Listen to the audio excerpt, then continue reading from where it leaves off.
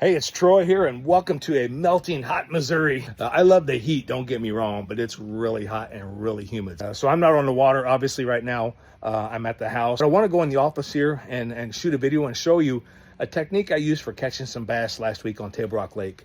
It's kind of a boat position technique. See what you think of it. Maybe it can help you out sometime. So let's go check it out.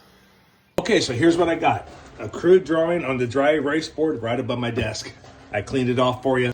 Basically what I got here is I got this solid line here is the bank. This is land.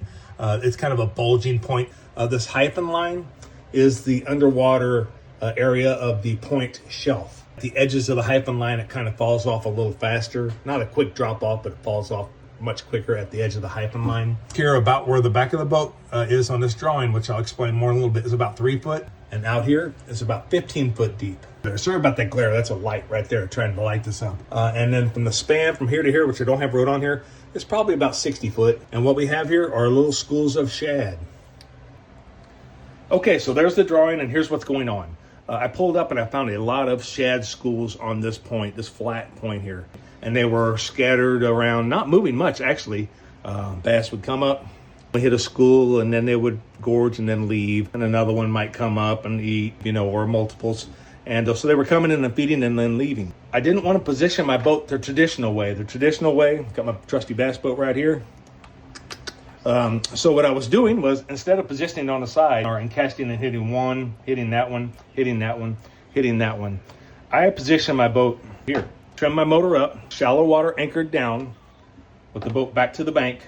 I wasn't touching the bank, but I was real close to the bank, and about 2.5 to 3 foot of water in the back. All of my casts then were in a longer strike zone. I was making as long a cast as I could get, and I was pulling it through more of a strike zone when I made those casts. So instead of casting through this one or this one or this one, I'm casting and going all through the edges of all of them. And that's why I positioned it this way. So my lure was in the strike zone, potential strike zone, more consistently and longer. They might come in and feed, and you might catch 2, 3, 5, and then you might not get any for 20 or 30 casts, and then they're going to come in again, or another one's going to come in. I wanted to have my lure in the strike zone longer for that ratio of when they come in and feed.